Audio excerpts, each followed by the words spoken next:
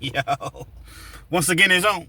Back at you one more again. Real Kens TV in the house like kitchen sinks. Now, before I get into this afternoon's video, if you will, understand that I'm the self-proclaimed Mr. 30 Minutes or Better, meaning that anytime I drop you a story, it's guaranteed to be 30 minutes or better. So if you're on your way to work, you're at work, you don't feel like being there, as we so often don't, co-workers talking, getting on your nerves and whatnot.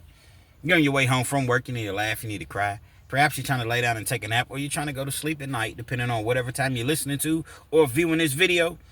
Or you're just in the mood for a good old-fashioned true, keyword being true, penitentiary / life story / life experience. This is the channel for you. If you prefer your 8 to 12 to 15-minute videos, absolutely nothing wrong with that whatsoever. But at Real Kens TV, it's 30 minutes or better. So with all that being said, with all that being wrapped up into one big old nutshell that is, there is a message. Before I get into the actual story, y'all jump in the comment section. Let me know where you're chiming in from. I'm in Lexington, Kentucky. Let me know your city, your state, your hood, your set. Let us know if you're the man or the woman that you say you be. Matter of fact, put it in the comments. If you're the man or the woman that you say you be, let it be known to us in the comment section. Now, I know a lot of you all that are typically used to frequenting or viewing my videos and whatnots. Camera's a little off today, a little different. I'm not gonna necessarily say off. I was making a video and literally the little thingy, that's what we call it, pause though, double pause. The little thing that holds my camera or my phone, it just completely just fell apart, man. You know what I mean? In the middle of the video. So I say, you know what? I try to use real authenticity on my channel. So instead of just editing that part over, out rather, I just remade the video. So I'm gonna have to go and buy me another one or whatever. But for now, the show can't stop. The show must go on. With all that being said, like I said, I had to, clear these things up. But nevertheless, there is a message. Penitentiary, man. Green River Correctional Complex, man. I'm in Green River. I'm about 3.5 hours away from home, man. Medium security prison. In Kentucky, we don't have like level 4s, 5s, or whatever. It's just, okay, you got maximum, you got medium, mid-medium, and you have minimum and community. So it's safe to say that I'm in a penitentiary, and I'm not bragging about this whatsoever because there's nothing to brag about. But I'm always paint a picture. Y'all rock with me. Medium security prison, man. I'm in there with killers, man. You know what I mean? Killers and dealers. Dudes that got life sentences. People that's never in life going home. People that got to do 30 and 40 years before they even remotely have a chance of going home. Yeah. It's definitely real, man. Penitentiary still was definitely real. When you first go to the prison, and I had a couple different instances, scenarios that I had to navigate my way through, if you will. I've told the story about when I first arrived there. You go to a temporary dorm. You may be in there for 2 nights. You might be in there for, 4 or 5 nights, just depending on the bed space. See, prison is all about, locking people up, bed space. It's all about making that money, man.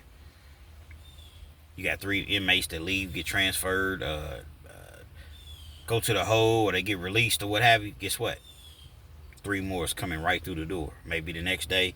Typically, it's going to be within hours. It may take a day or 2.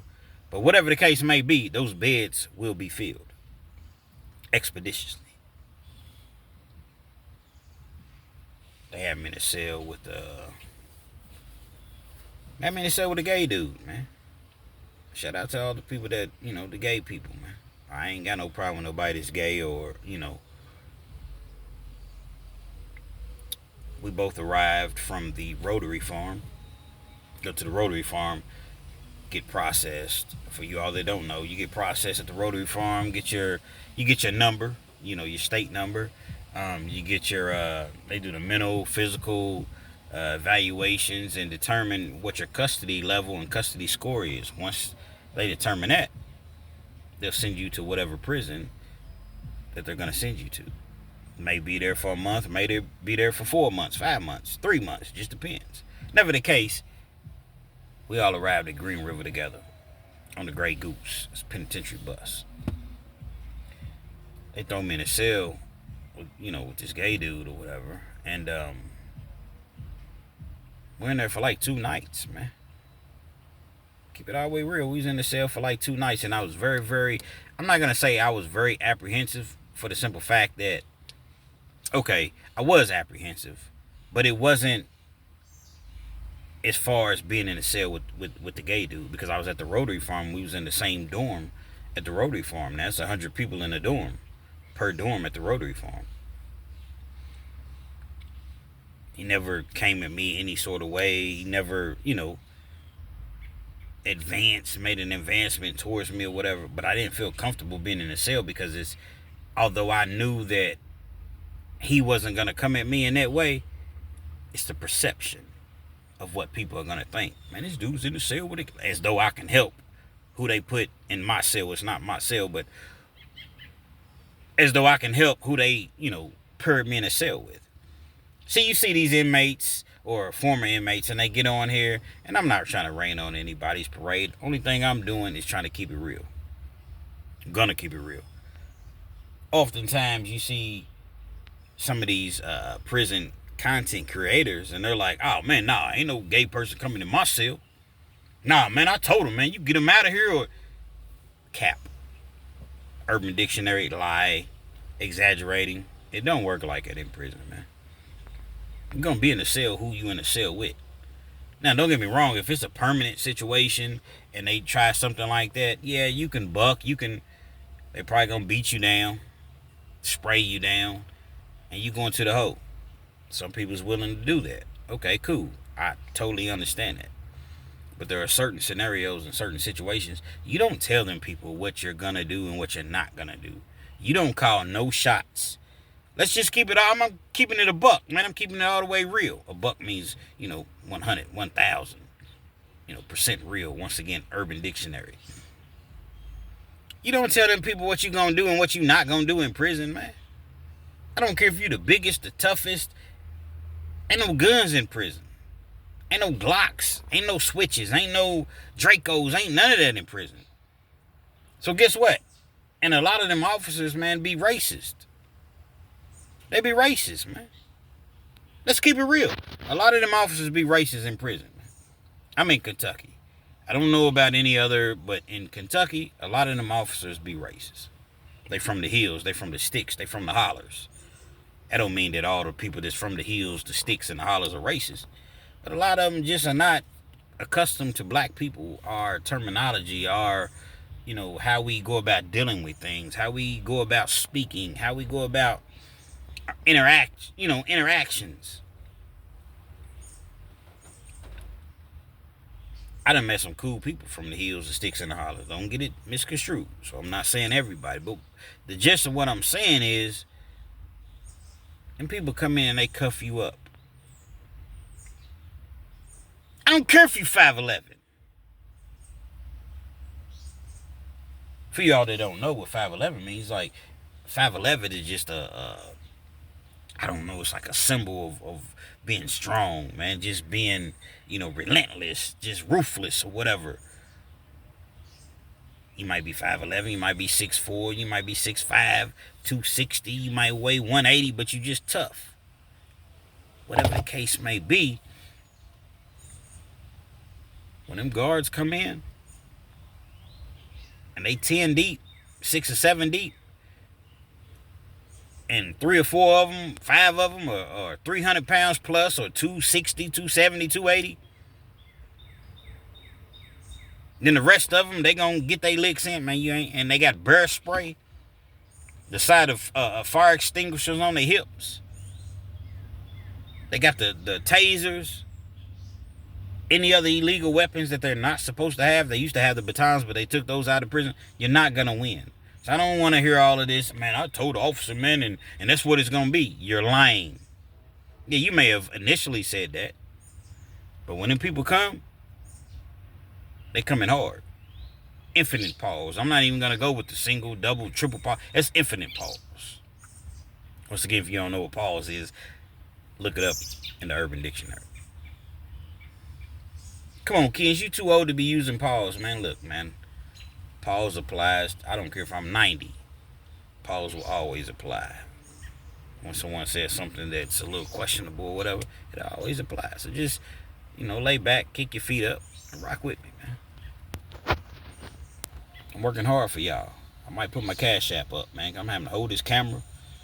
You know what I mean? I might put my Cash App up. $Kens, KENZ 1000. $Kens, KENZ 1000, man. On the strength of me having to hold this camera up. You know what I mean? But we gonna make it do what it do. And so I'm in the cell with this individual, and he cool, man, for real. Got no problems. Got a whole lot of commissary. First night, wasn't many words exchanged. He offered me something to eat. Nah, man, I'm cool. He had, like I said, man, his commissary was stacked. Me, I ain't have nothing. Family was started fooling with me. I ain't have nothing. You first get to prison, man, you might not have anything depending on when I had something, don't get me wrong, but I didn't have what he had. He had exclusive. I had like noodles, a couple of chips. He got burgers. He got chicken tenders. He got, man, anything that you can imagine. Out here on the streets, that don't really sound like much. You just go to the store and get that. Yeah, but in prison, no, that's definitely a privilege. By that second night, I'm starving. I ain't ate nothing but a noodle. He's eating on some Doritos. He's eating some chili. He got baked potatoes. He done chopped the baked potatoes up and, hey, man, you sure you don't want none of this chili? Man, yeah. Let me get some of it. The food, though. And it was all good. So that was the beginning of my prison bit at Green River. After 2 nights, as I mentioned, they sent us to our, we were no longer in the temporary dorm. We were going to our, the dorm that we would be permanently housed in. They sent me in a cell. I'm in a cell with this dude, Craig. Introduce me to your friend, Craig. They sent me in a cell with a dude named Craig. I don't know this dude. He's from E-Town, though, Elizabethtown. Shout out to Elizabethtown. I believe the area is 270, I believe. Shout out to E-Town. Dude was about my complexion. He was about 6'2". You could tell that he worked out. Bald head dude. Had a goatee, little chin straps on the side. Golds, top of his head, or top of his teeth. Reason I said top of his head because he had like some tattoos. They sent me in the cell with this individual. That's one of the scariest things about prison. When they have, like, in Kentucky prisons, a lot of the prisons are open dorm. Like an army barracks, so it might be 100 people, 50 people, 200 people. You just one big open area. You got, bunk beds or whatever. Of course, everything's made out of metal instead of, wood. They're not your average bunk beds that you go to the local furniture store and buy. But you do have prisons that have cells. I don't know of any prisons in Kentucky that have individual cells, with the exception of Eddyville, home of Death Row, aka Fleece Johnson. Shout out to Fleece Johnson, Big Lee over at Hustler Spirit 502. If you're not familiar, which I'm sure you are, but if you're not familiar, go check out Hustler Spirit 502. But nevertheless, I'm in a cell with Craig. You don't know what you're getting yourself into.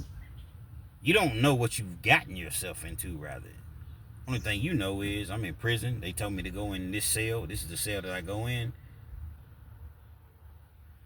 You don't even know this individual. You don't have any weapons. You're just arriving at the prison. Unless you got some peoples that they see you and you in a real tough environment. Hey, bro, take this with you, man. Take this with you. But then that's a risk, because if you get caught with that, then that's your body, man. Meaning that you're subject to get extra time. You definitely going to the hole for 90 days at least. So you don't really know exactly what it is until you get to where you're going.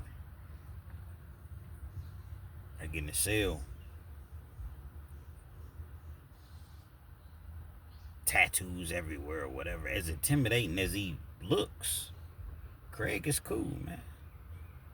Craig is actually cool.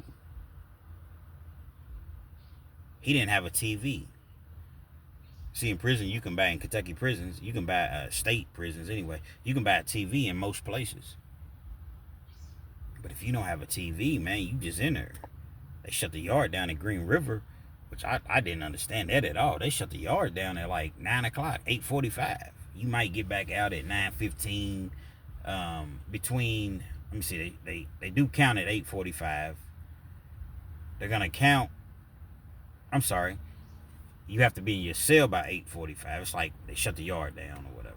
Be in your cell by, 9 o'clock.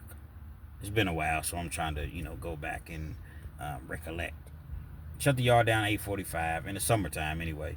Be in your cell by 9. They're gonna do count at 9:15.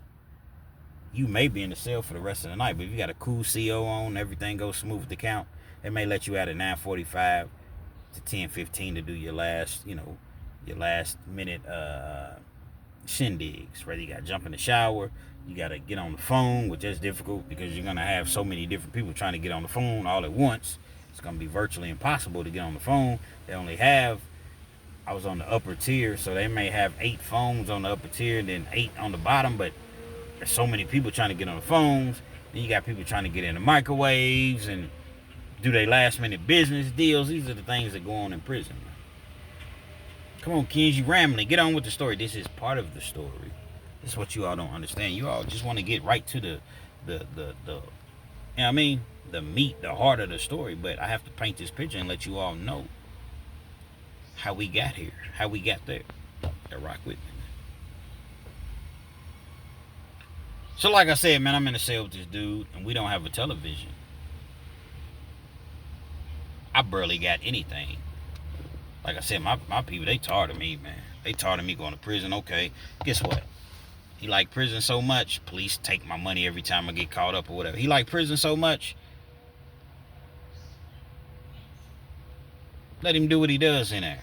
We ain't sending him nothing. It's like they had an intervention.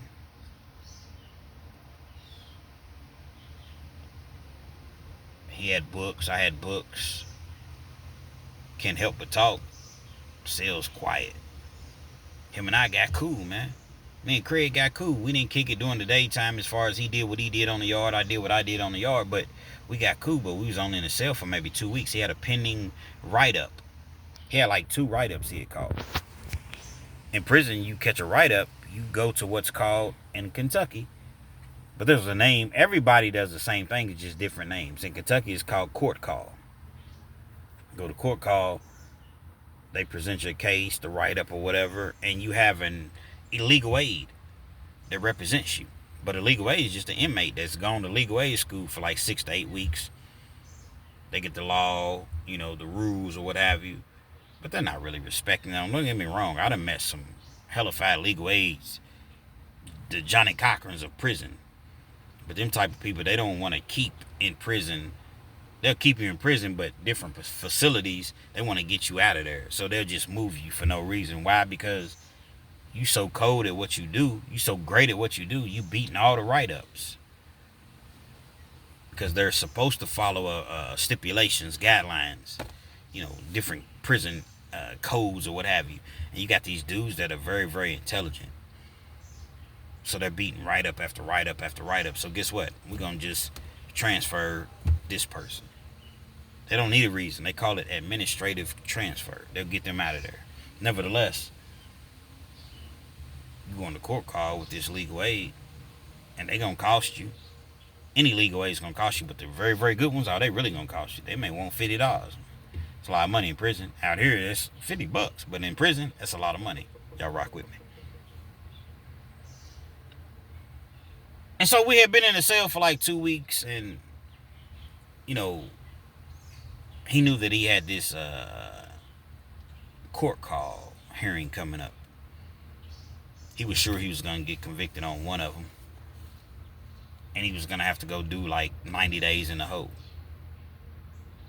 I'm like, man, I guess in my selfish ways, man, I'm going to have to deal with another cellie.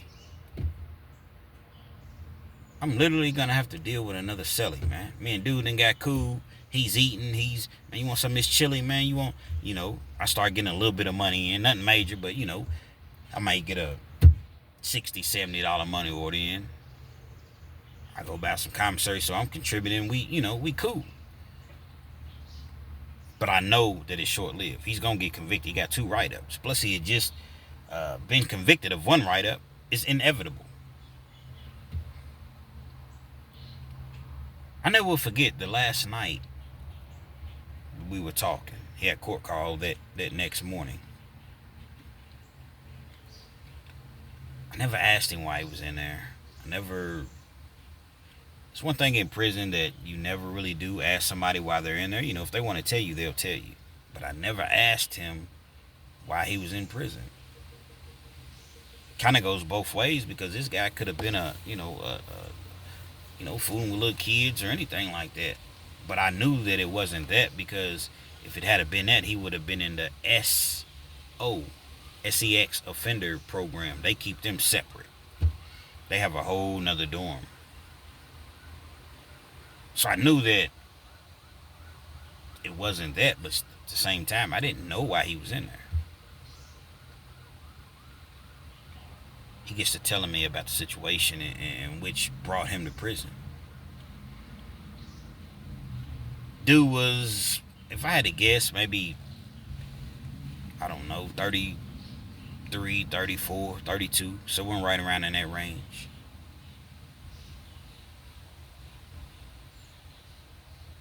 And he said that he was married. Beautiful young lady. He gets to pulling out pictures. If you've been to prison, you got all type of pictures. Man, this is my wife, man, this was me, this is my girls, my kids. Once a person gets comfortable, being around you, in your presence, you're in their presence, whatever the case may be, just pulling out pictures. Beautiful wife, man, she was beautiful. In your mind, you automatically thinking, like, how could you leave something like this to be in here around a bunch of hard angles, but at the same time non-judgmental, because I'm in there just as well. He gets to telling me the story. He said, bro, I was a little bit too freaky out on the streets, man. Oh, whoa. You a little bit too freaky. It's not, no, I don't mean it like that, bro. I'm just, just giving you the 411 on my life. My life. Take a look at my life. You see what I see. I got this beautiful young lady, and we got into watching porn. Initially, I was the one that was watching porn, and I somewhat not necessarily introduced it to her, because everybody knows what porn is, but she became interested based upon how interested I was in it. I had 2 kids together. Kids were young at the time. They were like 3 and 4. 2 daughters. Had them back to back. Matter of fact, he got so detailed, he told me that once his wife delivered the first child, like 2 months later, she was pregnant again with the second daughter. So they had 2 beautiful daughters, like I said, 10, 11 months apart. The porn thing became increasingly, it increased. I watched it more and more. Well, Craig went on to tell me that regular sex just wasn't quite getting it for him. He needed more. Started asking his wife, and like I said, his wife was beautiful, man. Like, she was mixed with Dominican and I don't know if it was Dominican and black, but she was beautiful, man. I'm just, man, outright just gorgeous. watching regular porn and doing whatever they did while they watched porn, as one would imagine, just wasn't enough. He wanted to experience more. He wanted to have a threesome. He wanted to bring another woman into their bedroom. Wifey wasn't with it at all. Baby, I love you. I respect you. I listen and honor your feelings. But bringing another woman into our bedroom is just not conducive. It's not healthy. It's not what I'm not even into women. I'm not into women like that. Instead of him just, okay, baby, I got you. I understand. It was one of those issues that he continued to press. He continued to bring up. Maybe he wouldn't say anything at that particular moment as far as just a regular moment, but whenever they were intimate or watching these movies, come on, baby. Don't you see what she's doing? You wouldn't like it? All I need is you. All I need is you. I don't need anyone else. Very, very adamant that she didn't want another woman. As time went on.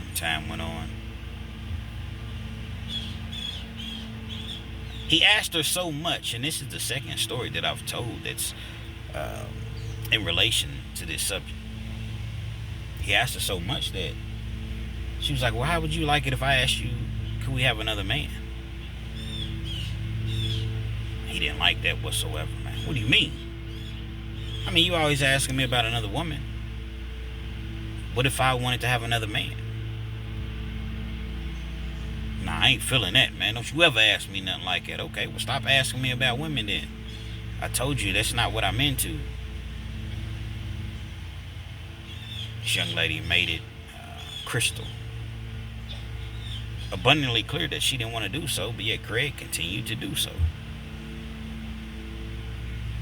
Got to the point to where they said, you know what? This is what it's going to be. They found another couple. They got to looking into swingers and swingers clubs and, you know, things of that nature. They ended up hooking up with another couple. Crystal didn't even want to do it. She did not want to do it whatsoever. She was perfectly fine with her dude. But her dude was just so persistent. So insistent about doing it. They end up hooking up with this couple. Hooked up on maybe 3 different occasions. Crystal felt disgusted. She didn't like the fact that she had been with another woman. She didn't like the fact that another woman touched her and she touched another woman, but she was all doing it for the love of her man. Didn't like it whatsoever. Whenever she didn't want to do it after the first time, Craig would, you know, somewhat catch an attitude or, you know, throw the guilt trip on her. This is all the things Craig's telling me, man. He's keeping it real with me. Throw the guilt trip on her, and she would do it. Like I said, they did it 2, maybe 3 times at most. Craig seen that this was somewhat destroying their relationship. They didn't do it anymore. There was some complications going on with Crystal. She wasn't feeling normal. She wasn't feeling right. She was itching. She started to see like bumps and things of that magnitude, if you will. You know, on her legs, private parts or whatever. She's not sure what's going on. Initially, she just dismissed it. She's thinking, okay, we've changed washing powders or, you know, anything to make you think that it's not ultimately what you believe that it may be. Maybe it's just, you know, my skin's irritated. You know, I have sensitive skin from the washing powders and, you know, things like that. But it got to the point it was getting worse and worse, and she went to the doctor, and lo and behold, she had an STD. STD you couldn't get rid of. She had the H, herpes.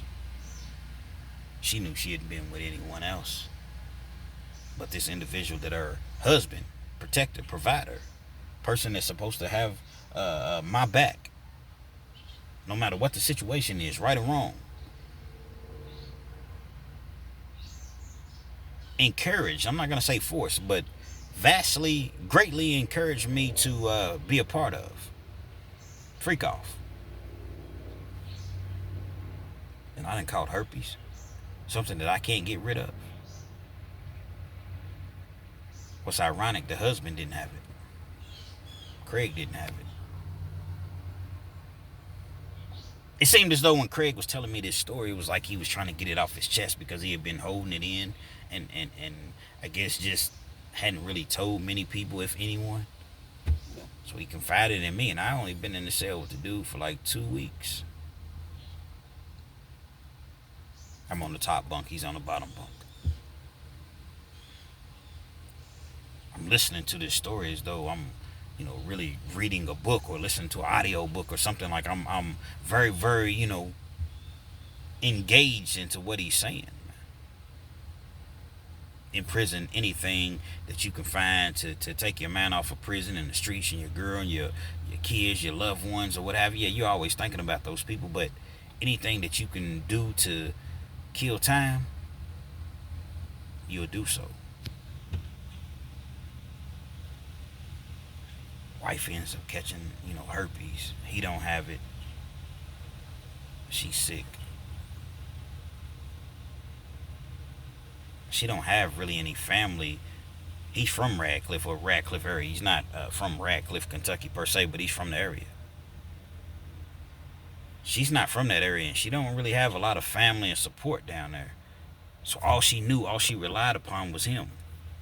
Everything was all good before they started doing these, threesome or foursomes, orgies, whatever you want to call it, freak-offs. Why couldn't things just remain the same? Sometimes, man, less is best.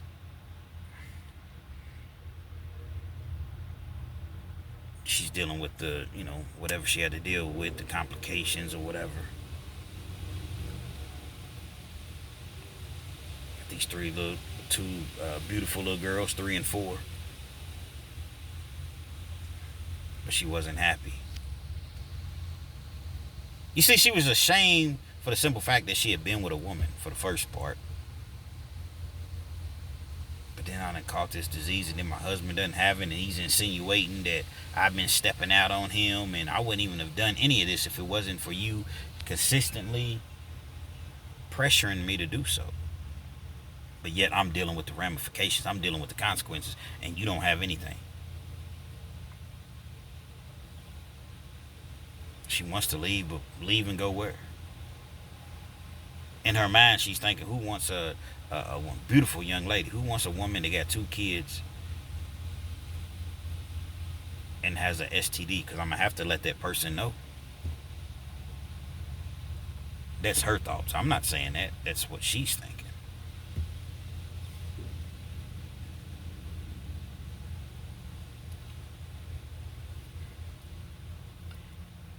Comes home one day.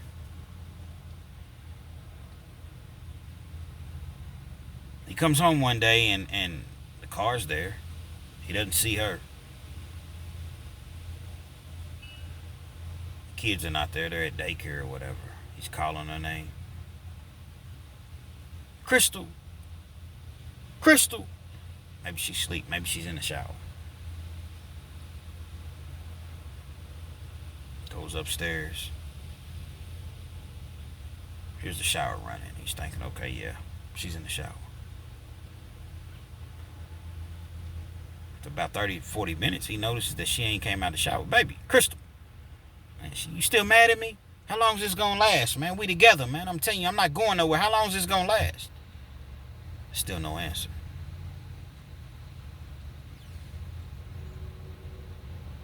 Knocking on the door. Crystal! Crystal! Still no answer. It's not like on TV, you just kick the door down. I mean, I guess it could be depending on how big you are, how strong you are, depending on, what the door is like. But he makes his way inside of the door after a few attempts. He sees her just laid out on the bathroom floor. Bottle of pills sprawled out on the floor. Baby, baby, baby, no, no, no. He goes, grabs his phone, he's calling 911. Please, baby, stay with me. Just like you see on television. Please, baby, stay with me. He's trying to, but he don't know CPR. He don't know exactly what to do. Police come. Ambulance comes. Fire truck. Everybody comes. Rush off to the hospital. He's crying, screaming, and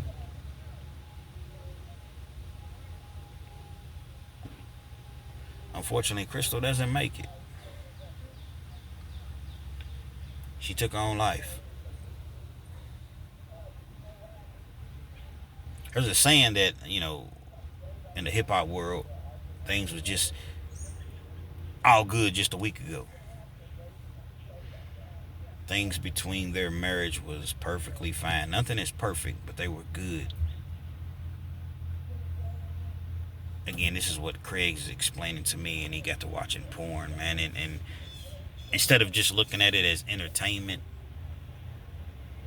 instead of just looking at it as, okay, this is something that it's not real. This is, they copy and paste and cut, and, a porn scene may be, they may have, had to have done that scene 3 or 4 times to make it, appeasing to the audience. Perhaps more. He got caught up in that world, that lifestyle, man. What am I gonna do? I got these 2 little girls. Wifey done took herself out. I got family that's, a few counties over, whatever. But my wife did all of that. I don't know really how to raise these little girls without her. Vengeance sets in. He's angry. This dude done gave my wife herpes, man. You ought to met these people on a website, a swinger site or something. You don't know this dude. Maybe he knew, maybe he didn't know. Whatever the case may be, wifey has herpes.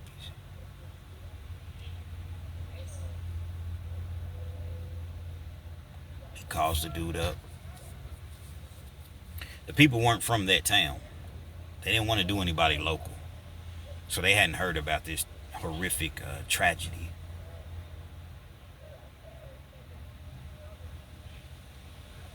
He calls the dude up. He wants him to come along. Wifey just wants both of us, man. The average dude is thinking with the wrong head. Yeah, he got a girl, a mate, or a wife. I'm not sure if it was his wife or whatever. But he's thinking with the wrong head. Well, shoot, that's cool. Like I said, they had been together 3 separate times. Sets the whole thing up. The dude comes over. Sits in the living room or whatever. Where's Crystal at? Oh, man, she's in the back getting ready. She's coming out in a minute. Craig pulls that chopper out. Urban Dictionary, his weapon. Very, very big weapon, I might add. Hold on, bro. What's going on? Confronts him, man. You gave my wife herpes, man. And because of that, my wife killed herself. Unalived herself. Let's rewind. My manual rewind that Hassan Campbell stole. Yeah, let Hassan Campbell know that I know he took my manual rewind. Because of what you did, my wife unalived herself, man. And I'm sitting here, I don't have a wife. He's crying, tears streaming down his face. As one could imagine, this individual that came over, he's trying to, man, I don't know what you're talking about, brother. I don't know. I don't have anything. We can work this out. We can make it happen. We can. Unloads on him. I'm not a star. Somebody lied, got a chopper in the car. Oh, I got a chopper in the car. Craig had his chopper on him, not in the car.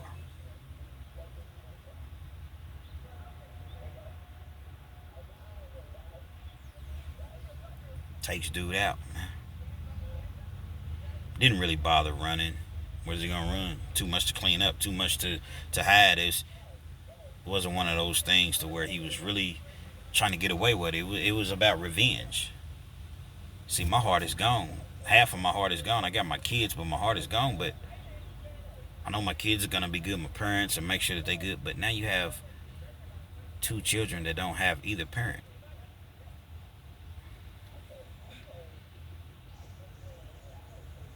He ends up going to goes to jail. Obviously, he goes to trial. Emotional distress. I wasn't in my right frame of mind. His lawyers came up. His people got him an attorney. He didn't have a legal aid. His people got him a lawyer. And somehow, some way, he came out of it with 17 years. 17 years at 85%. So he's gonna have to do, 15 years of that, 14 and a half. By the time that I met him at Green River, he had already spent 2 years in the county. So he already had about 2.5, close to 3 years in. At this point, I would imagine he's out of prison. Because this was way, I was in Green River at like 2013. So it's 12 years later. He's out of prison by now.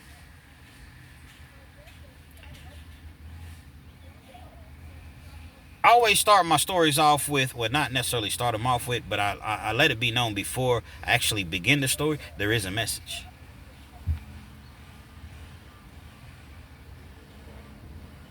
All type of messages within this story.